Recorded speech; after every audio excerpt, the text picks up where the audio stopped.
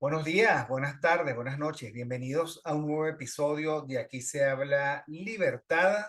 Hoy 5 de marzo del año 2025 para más datos, miércoles de ceniza.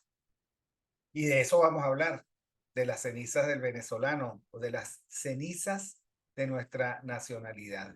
Pero antes quiero agradecerle a Mingo y a Erika Mendoza, porque como ustedes saben, aquí se habla libertad, sale arrimados al Mingo TV, el canal de Mingo y de Erika. Mingo que consiguen en las redes sociales como @Mingo TV para hacerle homenaje a este canal de YouTube.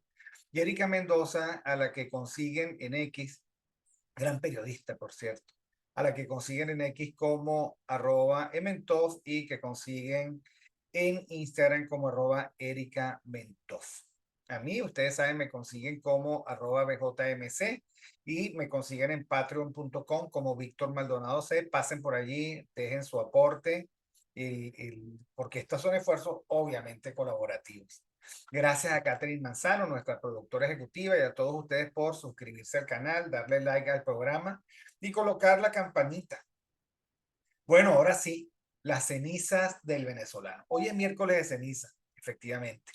Y eso nos toca a nosotros en el marco de una reflexión muy difícil, porque cuántas cosas nosotros vemos que se nos han transformado en ceniza. Nosotros tenemos, por ejemplo, un país eh, adolorido por la dispersión de las familias. Un país en el que unos muchachos quedaron al cuidado de los abuelitos, pero que extrañan todos los días a su papá o a su mamá. Yo siempre he hecho el cuento de un venezolano que conseguí alguna vez en Uruguay, que me decía que, bueno, había pasado por un mal trance. Su mujer lo había abandonado. Él quería buscar a su hijo en Venezuela, pero que no podía traérselo, sino que tenía que reunir para venir a buscarlo, pero que necesitaba el permiso de la mamá que estaba en Chile.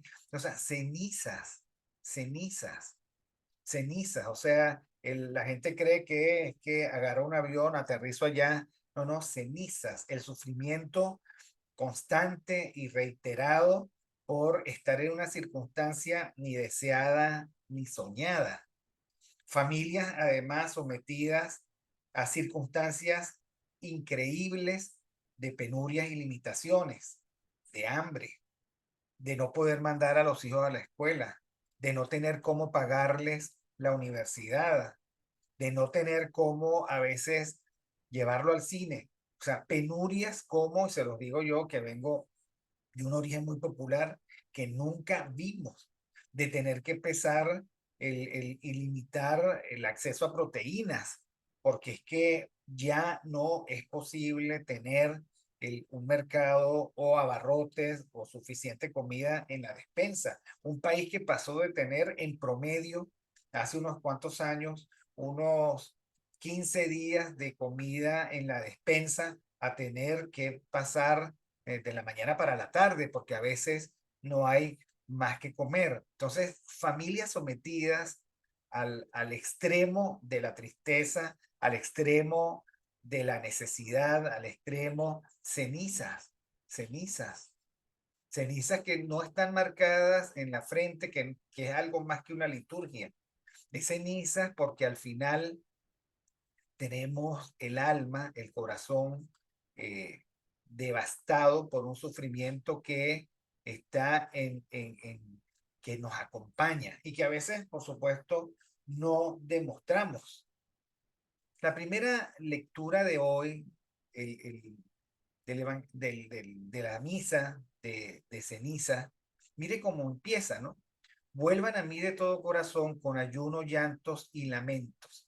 Desgarren su corazón y no sus vestiduras. Es que nosotros tenemos el corazón desgarrado.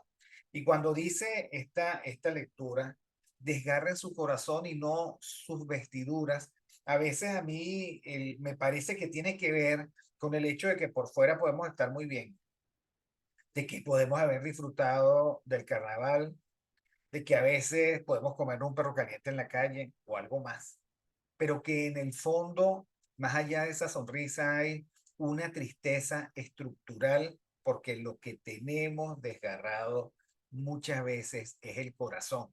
Ceniza es cuando uno tiene a sobrinos nietos, a sobrinos, a hijos fuera del país y uno no puede ir a verlos. Ceniza es cuando uno tiene que lidiar con la enfermedad de una persona mayor que está con nosotros, con la trama, con la trayectoria, con la vivencia, con la cotidianidad de una enfermedad o de la vejez, cenizas. Y que uno dice, wow, esto me toca solo, porque yo les voy a decir con todo respeto, no es lo mismo verlo de cerquita, sentir el olor de la enfermedad, que apreciarlo desde la distancia. Desgarren su corazón y no sus vestiduras. Entonces, cuando nosotros nos aproximamos, por ejemplo, a la economía, nosotros encontramos, ¿qué conseguimos? Cenizas, una economía desplomada, venida a menos, que no produce nada, que no tiene que no ha podido recomponer el mercado laboral, que no hay forma de que podamos acordar unos salarios que se parezcan a las necesidades de la gente, que es muy, pero muy inequitativa. El, el, una economía, la verdad es que es paradójica, que tiene la intención, que tiene la práctica de cobrar con referencia en dólares, pero que paga sueldos en bolívares. Es una economía, sin embargo, que está allí y que uno ve a la gente eh, eh, prestando el mejor servicio posible, sonriendo de la mejor manera, tratando de llevar adelante la empresa en cualquiera de sus niveles y que sin embargo, ya sabemos, tiene el corazón desgarrado, aunque sus vestiduras permanezcan impolutas. Una economía que no genera empleo, que no genera riqueza, que no genera independencia, independencia personal. ¿Okay? Una economía de locales cerrados, de centros comerciales abandonados, eh, de enclaves muy bien definidos. Una economía que no alcanza para el país. A veces la gente se molesta y dice, bueno, vete para las Mercedes, sí, las Mercedes. Y yo siempre he preguntado, cuántas mesas hay en las Mercedes? Y me refiero a las mesas, ¿cuál es la capacidad de los restaurantes de las Mercedes si lo sumamos todo? 1.000 mesas, 5.000 mesas, ok, 50.000 mesas, multipliquen eso por 4. 50.000 por 4 son 200.000 personas. Y entonces nos caemos en cuenta de que este país, esta ciudad, es mucho más que 200.000 personas que tienen una posición privilegiada por re o por fa, y que todos los demás miran desde la baranda, están al margen, aspiran a otra cosa. Una economía, por lo tanto, hecha trizas, una economía devastada y una economía además que no encuentra el camino para la recuperación, porque la recuperación no es seguir en el marco del intervencionismo totalitario, seguir siguiendo la falsa ruta de la justicia social, que es una justicia impuesta desde el poder y por la fuerza, que le quita supuestamente a los productivos para darle a los más improductivos. O sea, una justicia equívoca que solo produce injusticia increíble. Una economía, por lo tanto, el que no te sirve. Es una economía cuyas señales son vete, aquí no hay, aquí no puedes. Una economía, además, que te coloca de rodillas frente a aquel que te concede el inmenso privilegio de darte un empleo, una economía que perdió la trama, que estuvo muy mal hecha siempre, pero que perdió la trama del deber eh, recíproco, de la alteridad, de la reciprocidad. Una economía que no permite pagarle a los jubilados y pensionados algo que les sirva. Una economía que que me da a mí 140, entre 140 y 180 bolívares por jubilación, por pensión. Esa es la verdad. Entonces, una economía que te obliga a depender, que te obliga a pedir, que te obliga a levantarte todos los días, a imaginarte, bueno, en este desierto de oportunidades que es lo que yo puedo hacer. Sin embargo, característica de los venezolanos, con el corazón desgarrado, pero no con las vestiduras. Pero cuando hablamos de la economía, nos podemos asomar a la educación, una educación que hemos venido arrastrando bajo la lógica de un disimulo, o tal vez estamos demasiado cansados del escándalo, de escandalizarnos, de la santa indignación, tal vez estamos cansados de eso, pero una educación que está tirando a pérdida generaciones enteras. Y no me refiero solamente a la universidad, me refiero, por supuesto, a las generaciones de niños que no tienen guarderías, que no tienen una educación básica de mínima calidad, de mínima. Estamos hablando de mínimos y no de máximos. Una educación sin maestros, sin infraestructura, pero sobre todo sin regularidad. Una educación que no tiene cómo imaginar y posibilitar la educación a distancia porque no hay una infraestructura de internet y de teléfonos y de computadoras en los sectores populares, no hay, ¿ok? Pero tampoco hay maestros. Una educación que se quiere olvidar de las matemáticas, de la química y de la física simplemente, de la biología, porque simplemente no hay profesores en esa materia. Una educación que improvisa, que guapea, que va para adelante, pero que es una educación muy deficitaria que va a generar unas brechas de oportunidades brutales y nos va a colocar a nosotros en la terrible circunstancia de tener generaciones poco preparadas para los desafíos del trabajo y del mundo, del mundo global, del mundo moderno. Entonces, una educación que está quebrada. No hablemos, por supuesto, de la educación media y mucho menos de las universidades. Las universidades son territorios vacíos de respaldo, de, de posibilidades. Hay profesores, la verdad es que lo hacen con tanto cariño, con tanta entrega, con tanta posibilidad, pero profesores que al final han envejecido, tienen menos posibilidades, están muy empobrecidos, pero también unos muchachos que se desacostumbraron a la exigencia, que no quieren leer, que no pueden leer, que no pueden sacar una copia porque no tienen cómo, que a veces no pueden ir porque no se pueden trasladar, eh, y que por supuesto es una ola que arrastramos de falta de rigor intelectual y académico que al final nos conseguimos en las universidades con gente muy poco preparada para el desafío de la universidad. Entonces se nos ha caído, se nos ha desplomado, son cenizas la educación. Ya hablamos de la salud, los hospitales devastados. A mí me preocupa mucho no solo la condición de los servicios de salud, sino la imposibilidad que todos demostramos de poder tener los recursos suficientes para curarlos. Esta es una sociedad de la petición constante, el que uno ve y que uno aprecia en las redes sociales. Hoy me toca a mí, mañana te toca a ti, hoy me toca a mí, mi mamá, mi tía, mi hermana, si no es que es uno mismo el que tiene que salir a pedir para lograr reunir el dinero que es necesario para un tratamiento, para curar el cáncer, para una operación. Está allí la infraestructura. Lo que pasa es que entre la infraestructura de oferta y la posibilidad de demandarla, hay un abismo de imposibilidades que viene desde la economía, el que no nos permite.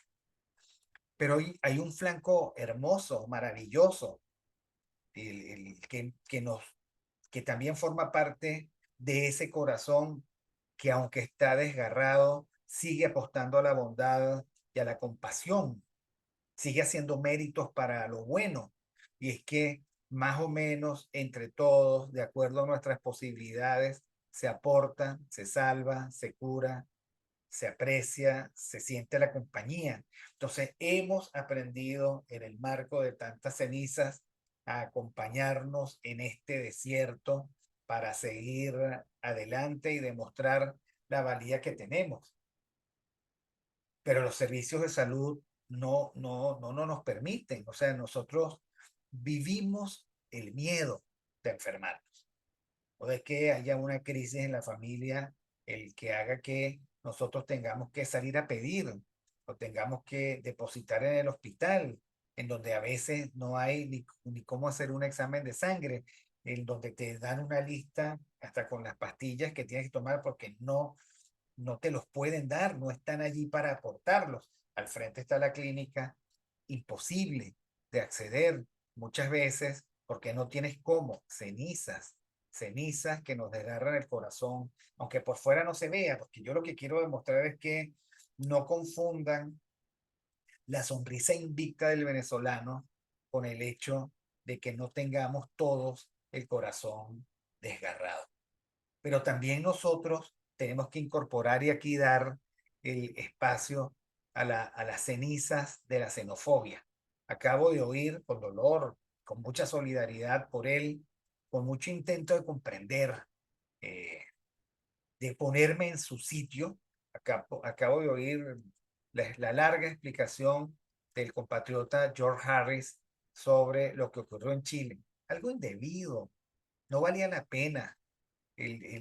No se puede transformar un espectáculo en un circo en donde hay víctimas propiciatorias, pero entonces tomamos debida nota de que allí a donde vamos somos víctimas de la xenofobia que nos cubre a todos. O sea, el odio xenofóbico no tiene criterio, es un sentimiento. ¿Y cómo hacemos nosotros cuando la verdad es el, digamos que llegaron venezolanos que no estaban preparados para la nueva convivencia, que no tenían trabajo, no tenían capacidades, no tenían competencias, o venían dañados desde este país y formaban parte de bandas delincuentes? Pero ahora todos llevamos, en primer lugar, la ceniza del ataque y la repulsa y la culpa y la vergüenza, porque muchos de nuestros compatriotas, la verdad es que no dan la talla y hay que reconocerlo y hay que verlo como parte de la realidad. Entonces, cenizas también de la xenofobia, la ceniza de la soledad, la ceniza de la familia el descuartizada, la ceniza también del miedo y la persecución política. Nosotros no podemos negarlo. Nosotros somos un país de perseguidos, de castigados por la opinión, donde no hay libertad de expresión, no hay libertad de asociación, no hay libertad para disentir.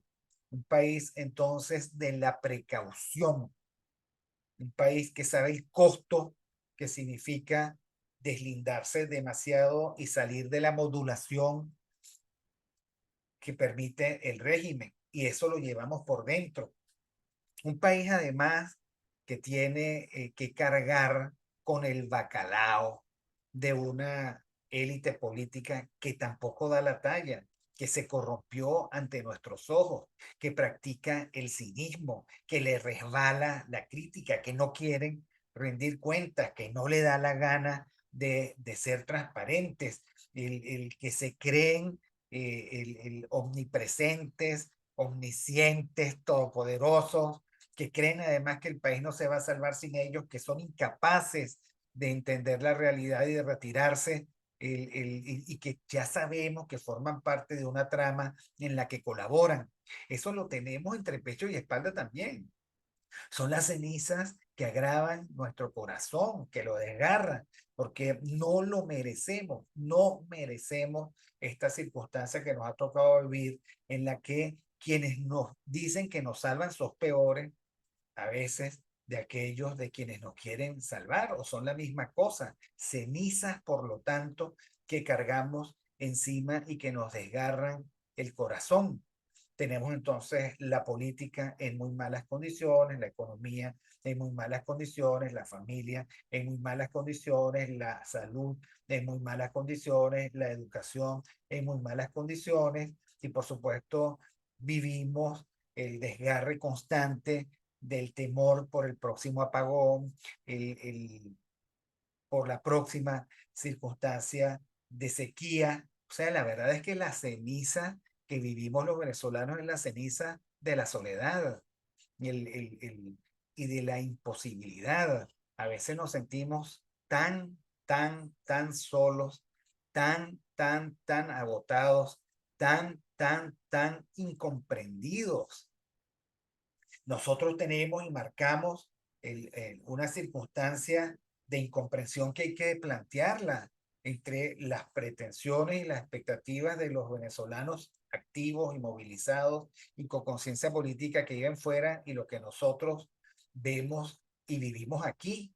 Esa distancia también nos hace separarnos, nos hace sentir sentirnos en soledad, nos hace vivir siempre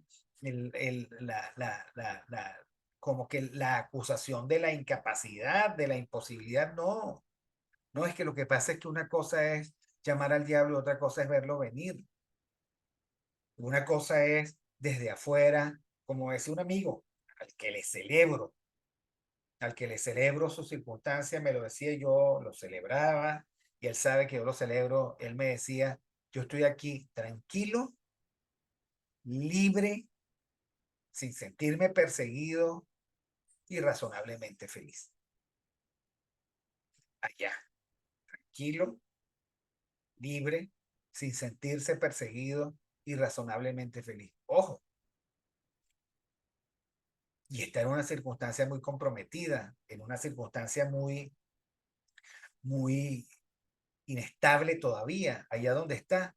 Entonces, claro, yo quiero que la gente entienda que las cenizas de aquí es que nunca estamos tranquilos, nunca, nunca dejamos de sentirnos perseguidos, nunca, y nunca estamos razonablemente felices, nunca, nunca, porque siempre hay algo que nos preocupa, siempre hay una agenda que no podemos alcanzar, siempre hay una meta que se nos exige que no podemos subir, que nos falta el aire, nos falta la energía, nos falta la motivación, porque nos cansa, porque nos parece a veces irrelevante, aunque nos la exijan. Entonces, wow. Pero también tenemos la ceniza, así como les digo que hay una especie de solidaridad compasiva que recorre el país, también nosotros nos sentimos muy desgraciados cuando vemos que las élites que acompañan estos procesos son absolutamente indiferentes a la suerte del país y decidieron, son como algunos ricos del Titanic, que perdieron toda compostura y que decidieron salvarse ellos. Al final se hundieron en el mismo barco y en las mismas circunstancias. Entonces nosotros nos sentimos muy abandonados por aquello que hemos llamado mil veces la traición de los mejores. O sea, nos sentimos muy desagradados cuando nosotros caemos en cuenta de que esta es una inmensa conspiración de la indiferencia, la inmensa conspiración del individualismo anárquico del yo, como lo plantea Miguel Fontán, la inmensa indiferencia por la suerte del país, porque no hay conciencia de país. Entonces, las cenizas de la soledad, cuando todo está por hacer la familia, está por hacer la comunidad, está por hacer el sentido nacional, está por hacer aquello que nos une y nos conecta como país, está por hacer, porque se nos ha cuarteado, porque hemos visto la cara del cinismo, porque hemos tenido que afrontar el egoísmo. A ver, el egoísmo no randiano, el egoísmo cínico, el egoísmo, ¿cómo podríamos llamarlo? Eh, eh, el egoísmo atroz, porque el egoísmo randiano, que es virtud, es un egoísmo en el cual se construye una sociedad autosuficiente sobre la base de la razón, el propósito y la autoestima y el compromiso ético de no usar a nadie como medio. ¿Ok? Todos somos finalidades y todos tenemos que demostrar que tenemos cabeza, que tenemos metas y que tenemos orgullo de nuestras realizaciones. Pero ¿qué es lo que ha pasado aquí? La racionalidad se ha convertido en un laberinto de incomprensiones. O sea, es difícil guardar la cordura cuando la verdad hay que buscarla debajo de las piedras. Porque hay un gran sistema de propaganda y un gran sistema de complicidades que hace pasar por cierto lo que es falso. Cuando además el propósito de nuestros proyectos de vida se ha visto truncado y nos obligan a sobrevivir un día tras otro y a practicar la sobrevivencia, sobrevivencia, sobrevivencia.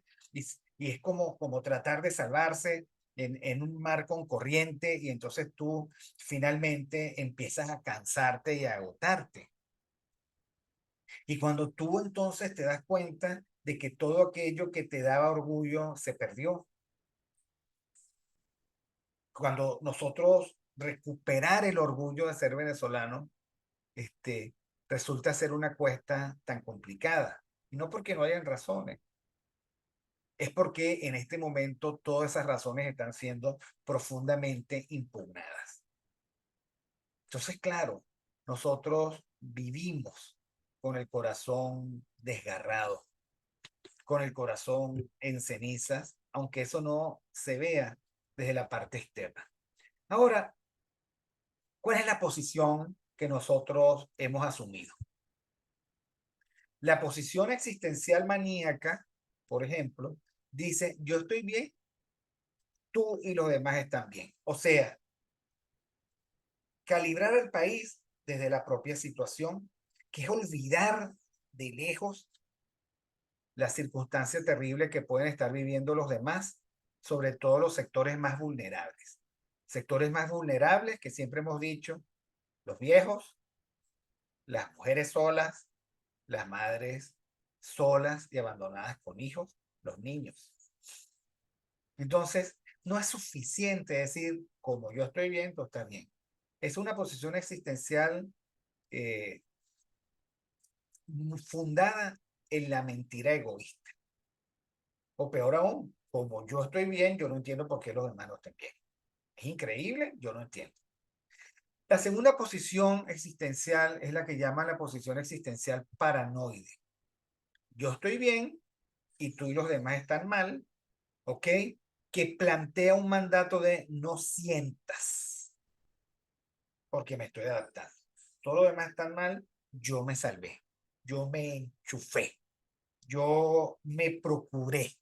Pero efectivamente, cuando yo veo el territorio está tomado por el fracaso, tomado por las dificultades. Y entonces no te puedes conectar con el momento, el humor, el nivel, las ganancias de los demás. La tercera posición que tú puedes asumir, la tercera posición existencial, es la posición depresiva. Yo estoy mal, yo estoy mal, pero todos los demás están bien. A mí es que me ha tocado el peso de esta circunstancia terrible. Yo estoy mal, yo no sé por qué, yo no puedo con esto. Yo veo que los demás pueden, pero yo no puedo. Y entonces eso hace que el mundo se tiña de negro. Así como a otros el mundo se les tiñe de colores, ¿no? De colores arcoíris, ¿no? Entonces, bueno, el cuidado con esta posición existencial depresiva, porque tampoco nos permite sentido de realidad y no nos permite la verdadera empatía. Después está la posición existencial nihilista. Yo estoy mal, tú y los demás están mal. O sea, aquí todos nos oímos, todos estamos mal, todos estamos condenados. Esto efectivamente se acabó, aquí no hay futuro. Y entonces, la verdad, el ni ser ni vivir, sino simplemente aguantar con una gran energía montada en la adaptación en este campo de concentración. Y finalmente, una posición existencial objetiva, yo estoy más o menos bien y tú y los demás están más o menos bien. ¿Cuánto cuesta esta posición existencial? ¿Cuánto cuesta? Estoy más o menos bien, así como tú estás más o menos bien, cada quien en su nivel, sin dramas,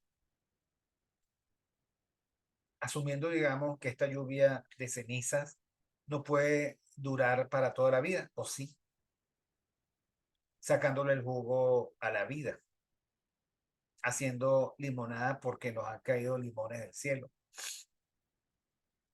y, e identificando cómo podemos mejorar ese más o menos, el tuyo y el mío, y tratando de hacer comunidad. Pero eso exige de nuestra parte un gran compromiso con la verdad, un gran compromiso con la posibilidad de sacar, a ver, de sacar los grises. Y eso es una posición que no nos gusta, que no nos gusta. Mis queridos amigos, miércoles de ceniza. El Evangelio de hoy dice, cuando ustedes ayunen, no pongas cara triste como hacen los hipócritas, que desfiguran su rostro para que se note que ayunan, porque con eso ya recibieron su recompensa. Tú, en cambio, cuando ayunes, perfuma tu cabeza y lava tu rostro, para que tu ayuno no sea conocido por los hombres, sino por tu Padre que está en lo secreto, y tu Padre que ve en lo secreto te recompensará.